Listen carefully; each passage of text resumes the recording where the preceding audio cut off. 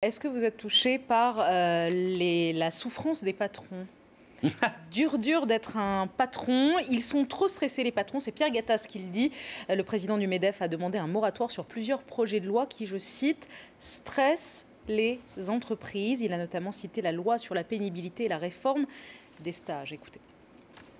Il faut impérativement qu'il se passe quelque chose et qu'il y ait idéalement une suspension, un moratoire de ces projets de loi et propositions de loi qui sont dans le tuyau et qui vont mettre autant de contraintes, autant d'obligations, autant de stress sur le dos des patrons. Alors les députés ont choisi l'ironie pour lui répondre. S'il est stressé, Gattaz qu'il fasse du yoga. Écoutez, Florilège. Je dis à M. Gattaz, arrêtez de stresser, arrêtez d'avoir peur. Il y a belle lurette que les socialistes ne croient pas à l'économie administrée.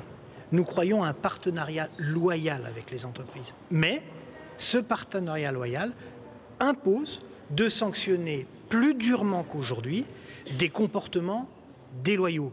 Après, si M. Gattaz stresse, qu'il essaie du yoga.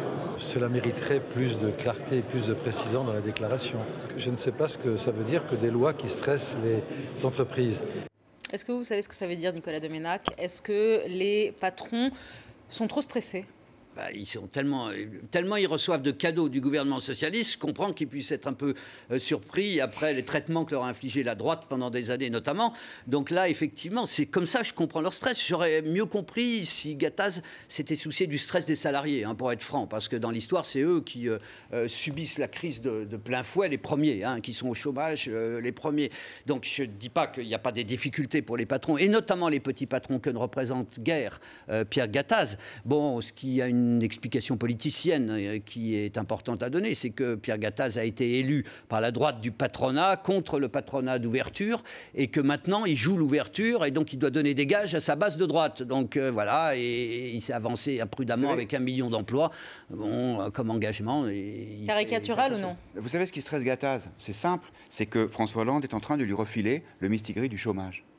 Comme François Hollande a fait risette au patron en disant « je vais vous faire des cadeaux extraordinaires, des chocs de confiance, de simplification, de responsabilité, etc. » Eh bien, si dans 6 mois, dans 1 an, le chômage n'a pas baissé, Hollande va dire « regardez, j'ai fait ce que les patrons ont demandé et il n'y a aucun résultat. » La vérité, c'est qu'il y a des promesses présidentielles et que chaque semaine, il y a effectivement des nouvelles lois qui sont à l'initiative des ministres socialistes qui, eux, n'ont absolument pas pris ce pseudo-tournant social-libéral, soi-disant assumé par François Hollande, sur les stages, sur l'apprentissage, pour interdire les fermetures de sites, pour contraindre les entreprises à signer des contrats de génération. Et donc, effectivement, le patronat se dit, mais à quoi joue-t-on ?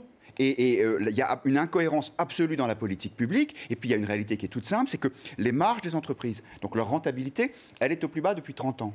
Il n'y a pas un pays d'Europe où les entreprises sont dans une telle difficulté. Donc ça aussi, ça les stresse effectivement. Et cette espèce de partie de mistigris imposée par le pouvoir ne les déstresse pas, au contraire. Mais on voit bien la gêne de Guillaume Roquette parce qu'il puisse parler de pseudo-tournant, de Hollande qui fait risette au patron, quand même, des risettes à plus de 30 milliards. Ils ne sont pas là, les 30 milliards. De baisse des charges. Attendez, j'ai pas terminé. De 20 milliards pour le CICE. On n'avait jamais eu ça. Ce sont les mêmes. C'est pas seulement 30, non, 20. Ça fait 50 au total. Non, relisez les déclarations du président. Rendez-vous. En tout cas, il n'y avait jamais eu ça avant. Au point qu'une bonne partie de l'UMP dit effectivement chiche, allons-y. Alors ne parlez pas de pseudo-tournant ou de risette. Je veux dire, c'est injurieux, je trouve. Pour l'instant, c'est de la com. Voilà, c'est pas seulement de la com, c'est vraiment un tournant idéologique. Si vous ne voyez pas ça, vous qui suivez de près quand même les évolutions, que la gauche a beaucoup de mal à encaisser, et vous feriez mieux, au fond, de prendre acte de ce tournant que l'opinion souhaite d'ailleurs. Au fond, Hollande court après l'opinion, mais que la gauche a beaucoup de mal à suivre. C'est un tournant dans les mots. Pour l'instant, il n'y a rien, il n'y a pas de décision. Le CICE, c'est de la com, pardonnez-moi. Oui, la CICE. Le CICE, maintenant, les patrons veulent plus ils le veulent maintenant. Le CICE, donc cette baisse d'impôt pour les bas salaires, est tellement complexe que les 2 tiers des PME n'y ont pas accès. Qui a le plus profité du CICE en 2013 ? C'est la Poste.